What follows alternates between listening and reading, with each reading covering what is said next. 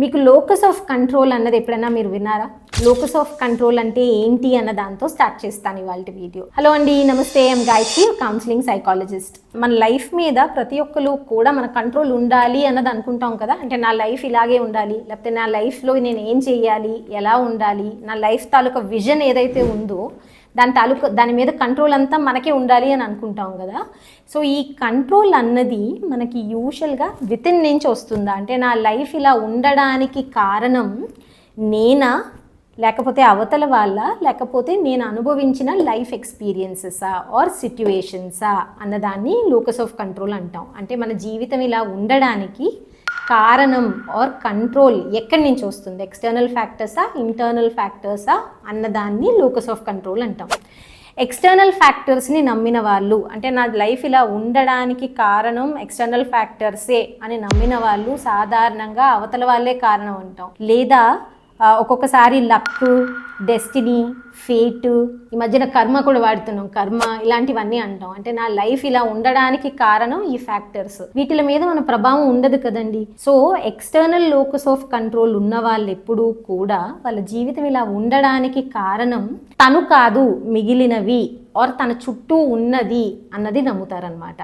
Internal locus of control ఉన్న వాళ్ళు తన లైఫ్ ఇలా ఉండడానికి కారణం తను, తన ఆలోచనలు, తన భావాలు, తన ప్రవర్తన, లేకపోతే తను తీసుకున్న నిర్ణయాలు, ఇవే తన లైఫ్ ఇలా ఉండడానికి కారణం అని నమ్మేవారిని ఇంటర్నల్ లోకస్ ఆఫ్ కంట్రోల్ ఉన్న వాళ్ళగా డివైడ్ చేస్తాం అనమాట.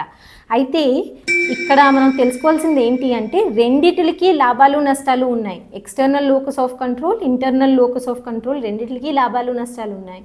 ఇంటర్నల్ లోకస్ ఆఫ్ కంట్రోల్ ఉన్న వాళ్ళకి వాళ్ళ బిహేవియర్ మీద కంట్రోల్ ఉంటుంది, వాళ్ళకి సెల్ఫ్ కంట్రోల్ చాలా ఎక్కువ ఉంటుంది. అలాగే వాళ్ళు ప్రతిదీ క్షుణ్ణంగా స్వీకరిస్తారు. అంటే వాళ్ళ తప్పులు కానీ, సో తప్పు చేసినప్పుడు వాళ్ళు స్వీకరించగలుగుతారు, వాదించరు, ఎక్స్క్యూజెస్ ఇవ్వరు.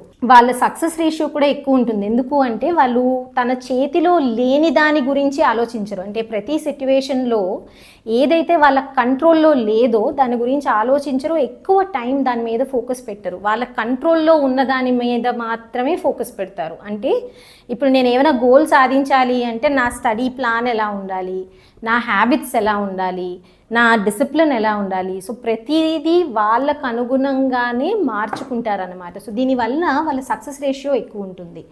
ఎక్స్టర్నల్ లోకస్ ఆఫ్ కంట్రోల్ వలన లాభాలు ఏంటి అంటే వీళ్ళు ఎక్కువ ఇమోషనల్ అవ్వరు. వాళ్ళకి ఏముంటుంది అంటే ఓకే అన్నీ నా వల్లనే కాదు మిగిలిన వాళ్ళ వలన కూడా జరుగుతాయి కాబట్టి వాళ్ళు ఒక రకమైన యాంగ్షియస్ అయిపోవడం ఇవన్నీ కూడా ఉండదు, కామ్గా ఉంటారు, ప్రశాంతంగా ఉంటారు. అండ్ బ్లేమ్ అవతల వాళ్ళ మీద వేస్తారు కాబట్టి వీళ్ళు ఒక్కొక్కసారి తప్పు స్వీకరించరు. అలాగే దీనిలో నెగిటివ్స్ ఏముంటాయి అంటే ఎప్పుడూ కూడా అవతల వాళ్ళే కారణం అనుకుంటే మనం ఎలా ముందుకెళ్ళగలుగుతాం? సో వీళ్ళ ఫోకస్ ఎప్పుడూ కూడా what is not in my control మీదే వెళ్తుంది. ఐదర్ నా లైఫ్ ఇలా ఉండడానికి పేరెంట్స్ అన్న కారణం అంటాము, లేకపోతే నా లైఫ్ సరిగ్గా లేకపోవడానికి నాకు జరిగిన అనుభవాలే కారణం అంటాము. సో స్టక్ అయిపోతారు వీళ్ళు ఎక్కడికక్కడ. సో మీకు లైఫ్లో బ్యాలెన్స్డ్ అప్రోచ్ అన్నది చాలా అవసరం.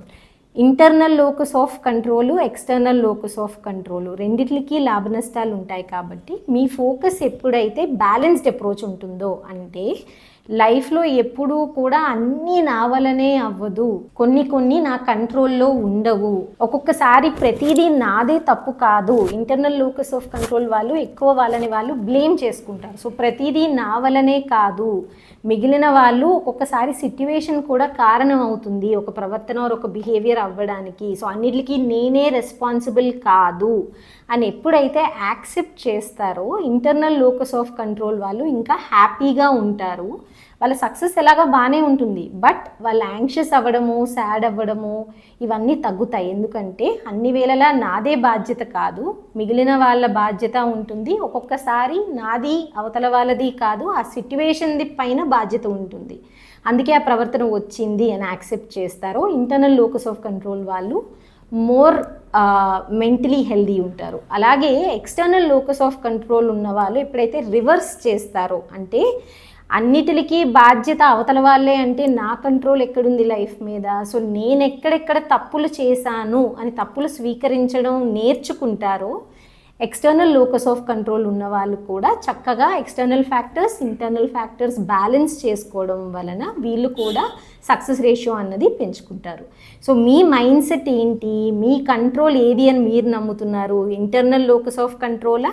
అయితే బ్లేమ్ చేసుకోకుండా అవతల వాళ్ళ వలన కూడా మీ జీవితం కొంత మారుతుంది అన్నది గ్రహించండి. ఎక్స్టర్నల్ లోకస్ ఆఫ్ కంట్రోలా? అయితే మీ తప్పులని యాక్సెప్ట్ చేసి మీ తప్పుల్ని సరిదిద్దుకుంటూ ముందుకు వెళ్ళండి.